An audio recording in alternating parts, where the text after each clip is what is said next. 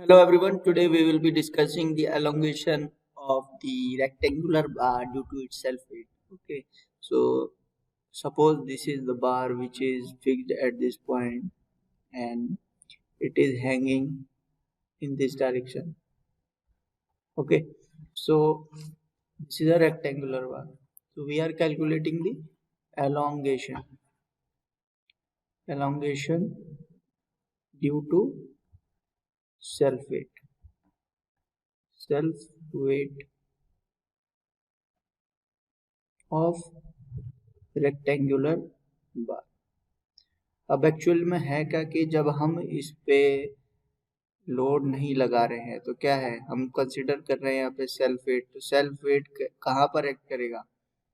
जब ये कोई चीज ऐसे फिक्स्ड है, डाउनवर्ड्स है इस तरह से, तो सारा वेट डाउनवर्ड्स एक्ट करेगा। तो वेट क्या है जो हमारा एक्ट करेगा? Downwards direction. अब होगा क्या कि जब हम इस पॉइंट से चलेंगे, जब जैसे जैसे हम इस लेंथ इसकी लेंथ है L और क्रॉस सेक्शनल एरिया है A और यंग्स मॉडुलस ऑफ इलास्टिसिटी है E। तो जैसे जैसे इसकी लेंथ पे हम बात करते जाएंगे, इंक्रीज होती जाएगी, तो क्या होगा उतना, सपोज इस इतनी की बात करेंगे हम, तो जितना कंक्रीट वहां पर यूज होगा, या अगर ये कंक्रीट का बार है तो जितना वहां पर कंक्रीट आएगा उस लेंथ के लिए, तो उतना वेट एक्ट करेगा।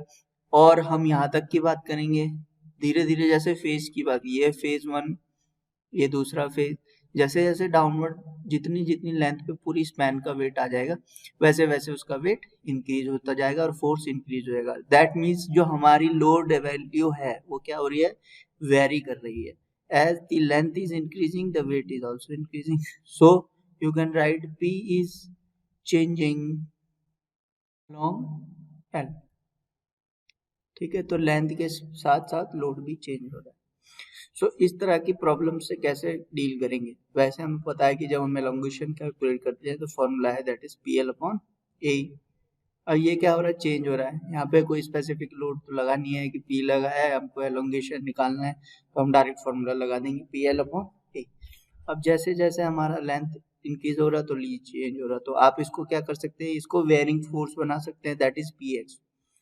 सो हम क्या करते हैं कि स्मॉल सेक्शन यहाँ पे कट करते हैं, तो ये स्मॉल डिस्टेंस का dx है जिसका, वो हमने एक यहाँ पर सेक्शन कट कर दिया, आप इसको ऐसे समझिए, ठीक है जिसकी लेंथ dx है। अब क्या होगा कि जितना फोर्स डाउनवर्ड एक्ट कर रहा होगा, फॉर एग्जांपल px इसका वेट लग रहा होगा, वो उतना ही अपवर्ड डायरेक्शन में लगेगा। ठीक है, क्या उतना ही लगेगा? नहीं, क्योंकि यहाँ पे dx लेंथ चेंज होगी तो px प्लस dx हो जाएगा। ठीक है, अब क्योंकि ये वेरी कर रहा है विद द लेंथ, तो ये क्या है, dx क्या है, बहुत ही स्मॉल अमाउंट है। जो हमने लेंथ इस यहाँ सेक्शन कट किया है, बहुत ही स्मॉल अमाउंट का है जिसको हम कंसिडर नहीं कर रहेंगे, क्योंकि इसकी जो जब ये खुद ही बहुत ही स्मॉल है, जो इसका डिफॉर्मेशन आएगा वो और ज्यादा स्मॉल आएगा। ठीक है, तो इसको हम क्या करते हैं, नेग्लेक्ट। ठीक है, अब जो आपका डेल्टा ऑफ स्ट्रिप होगा, जो हमने स्ट्रिप कट करी है, वो क्या हो जाएगा, पी एक्स इस पे लोड लग रहा है, ठीक है, और पी एल अपॉन ए होता है, L L is the length, length कितनी है इसकी, डी एक्स, ठीक है, अपॉन ए ई, ए क्या है, क्रॉस सेक्शनल एरिया, और ई क्या है, यंग्स मॉडुलस ऑफ इलास्टिसिटी। ये तो इसका हो गया, स्ट्रिप का डिफॉर्मेशन आपने निकाल दिया। पर अब जब हम इससे डील करेंगे, हमारे को जो लोड है, लोड को कैलकुलेशन करना होगा विद रिस्पेक्ट टू मास, क्योंकि जो लोड इसमें आएगा, वेट, वेट क्या होता है, weight is equal to mass into gravity.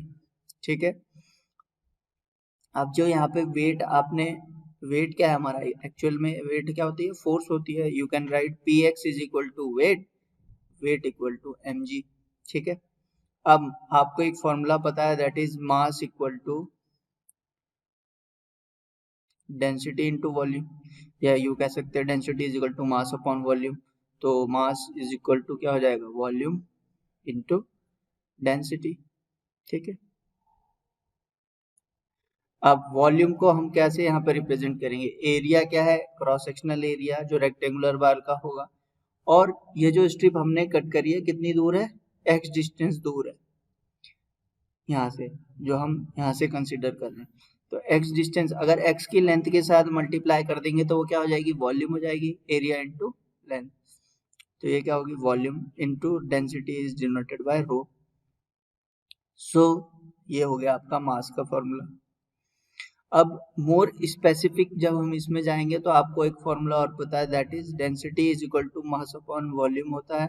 और जब हम यूनिट वेट की बात करें, unit weight is equal to weight upon volume, और वेट को मैं रिप्लेस करता हूँ मास इनटू ग्रेविटी से अपॉन वॉल्यूम। तो मास अपॉन वॉल्यूम को यहाँ पे मैंने कर दिया density, so gamma is equal to rho G. So एक फॉर्मूला आपका ये डिराइव हो गया, ठीक है, कि जहाँ पे यूनिट वेट को हम लिख सकते हैं रो इंटू जी ग्रेविटी। अब ये तो बात हुई जब हम मोर स्पेसिफिक जा रहे हैं, लोड को डिफाइन कर रहे हैं in terms of weight. Weight को डिफाइन करेंगे तो हमने उसको मास इंटू ग्रेविटी के फॉर्म में लिया है। मास को हम रिप्लेस कर रहे हैं रो और गामा के रिलेशन में, ठीक है। अब जो हमारा लोड है उसको हम लिख सकते हैं ऐसा कि मैंने यहाँ पे लिखा कि जो हमारा px लोड है that is equal to mx mass into gravity. Mass को हमने रिप्लेस कर दिया area into volume into density. So volume को area into length that is a into X into rho G. अब रो जी आ गया यहाँ पे, ठीक है, और रो जी को हम रिप्लेस कर सकते हैं गामा से। सो पी एक्स की वैल्यू जो हो जाएगी that will B A into X into gamma. इसलिए ये रिलेशन मैंने आपको बताया ताकि हम इसको यहाँ पे इनपुट कर सकें, ठीक है। अब डेल्टा ऑफ स्ट्रिप का जो फॉर्मूला है that is equal to P X क्या है, ए एक्स गामा रिप्लेस कर दिया मैंने into D X upon A E. A से ए कैंसिल हो गया, दोनों सेम है, एरिया ऑफ क्रॉस सेक्शन। ऊपर क्या बचा, gamma X D X upon E. तो अगर हमको टोटल इसका डिफॉर्मेशन निकालना है बार का, that will be the integration from 0 to L of gamma X D X upon E. जब इस स्मॉल स्ट्रिप का हम पूरा इंटीग्रेशन कर देंगे फ्रॉम 0 टू एल तो हमारा टोटल एलोंगेशन आ जाएगा उस रेक्टेंगुलर बार का। तो इसको वो करने के लिए हमने क्या किया, गामा अपॉन ई बाहर आ जाएगा, इंटीग्रेशन के अंदर क्या बचेगा एक्स डी एक्स, और x का इंटीग्रेशन करेंगे तो क्या आ जाएगा एक्स स्क्वायर अपॉन 2। लिमिट लगा दीजिए अब 0 टू एल, तो ये आपका जो फॉर्मूला आएगा that will be gamma L square upon 2। So that is the total elongation of the rectangular bar due to its self weight, ठीक है। जब हमारे सेल्फ वेट की बात हो रही थी तो जो हमारा लोड है दैट इज वेरिंग। तो वेट कैसे वेरी करेगा, विद द लेंथ। तो हमने क्या किया है, स्मॉल स्ट्रिप कट करी है जिसको हमने वेट और मास के टर्म्स में लिखा, फिर उसको डेंसिटी और यूनिट वेट के टर्म्स में लिखा और सॉल्व कर दिया, फिर इंटीग्रेशन किया पूरी स्ट्रिप का निकालने के लिए, ठीक है। इसी तरह से आप ट्राइंगुलर बार को भी कर सकते हैं, किसी भी तरह के फॉर्मूले जाते हैं। सो अब हम टेपर्ड सेक्शन का भी देख सकते हैं सही। नाउ अगर हम कोनिकल बार की बात करें, सपोज सेकंड डेरिवेशन है, अगर ये कोनिकल बार है, ठीक है, जिसका लेंथ है L, cross sectional area A और E। तो अब एक चीज आपको यहाँ पे नोट करनी पड़ेगी, जो कोनिकल बार है उसका एरिया तो यहाँ पे क्या होगा पाई आर स्क्वायर, ठीक है। पर जैसे जैसे इसकी लेंथ इधर को बढ़ी इंक्रीज होगी तो क्या होगा, एरिया चेंज होता जाएगा। हम यहाँ पे दो चीज वेरी करेंगे, एक तो आपका एरिया वेरी करेगा और एक आपकी लोड वेरी करेगा, ठीक है। तो जैसे ही हम यहाँ पे मैंने क्या किया, एक और यहाँ पे स्ट्रिप कट करी, that is at of length dx, जो कि यहाँ से x डिस्टेंस दूर है, ठीक है। तो डेल्टा ऑफ जब स्ट्रिप हम निकालेंगे अब, तो delta of strip will be px dx upon ax into e। अब यहाँ पे सिर्फ एक ही चीज कांस्टेंट रहेगी, that is Young's modulus of elasticity, ठीक है।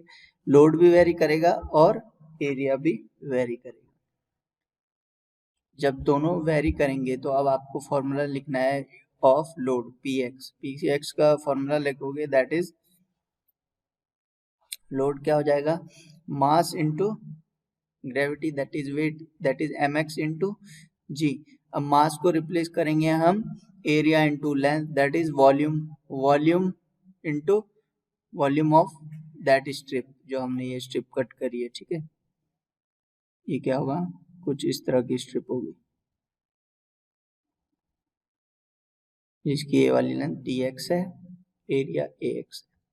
तो वॉल्यूम ऑफ कोनिकल की जब हम बात करेंगे इसमें, तो that is 1/3 of area into length. Area is pi r square into length, तो 1/3 pi r square into length, ठीक है। तो जब हम यहाँ पे Vx को रिप्लेस करेंगे वॉल्यूम को, वॉल्यूम इनटू डेंसिटी, ठीक है। रो जी क्या हो जाएगा आपका, गामा, जो हम ऑलरेडी डिराइव कर चुके हैं। सो Vx को हम लिख सकते हैं 1/3 ऑफ Ax। अब स्ट्रिप की बात कर रहे हैं तो Ax इंटू x डिस्टेंस पे वो कट की गई है into gamma, that is Px।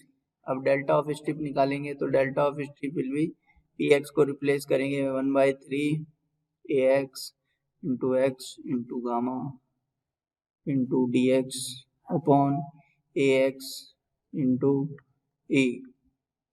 ax cancel out हो गया, क्या बचा 1/3 gamma upon e into x dx, ठीक है। अब आपको डेल्टा टोटल अगर निकालना है तो delta total will be integration from 0 to L, और ये हो जाएगा आपका डेल्टा ऑफ स्ट्रिप। अब आप इसको इंटीग्रेट करेंगे तो क्या बचेगा, 1/3 बाहर आ जाएगा, गामा अपॉन ई भी बाहर आ जाएगा, अंदर बचेगा x, तो x का इंटीग्रेशन करेंगे that will be x square upon 2, limit लगाएंगे 0 to L, that will be 1/3 gamma upon E L square upon 2, 1 3 2 जा 6, so 1/6 into gamma L square upon, so ये आ गया आपका total elongation of a conical bar. जब हम conical बार की बात करें तो इस तरह से आप किसी भी सेक्शन जो आपको गिवन होगा उस तरह से आप उसकी वॉल्यूम निकालेंगे और इस फॉर्मूले को रख सकते हैं। तो पहले आपको एक स्ट्रिप कट करनी पड़ेगी, फिर उसमें चेक करना पड़ेगा क्या वेरी कर रहा है, लोड वेरी कर रहा है, एरिया वेरी कर रहा है, उस तरह से आप उसको कैलकुलेट कर सकते हैं, ठीक है। So this was the last topic of this unit, so thank you very much.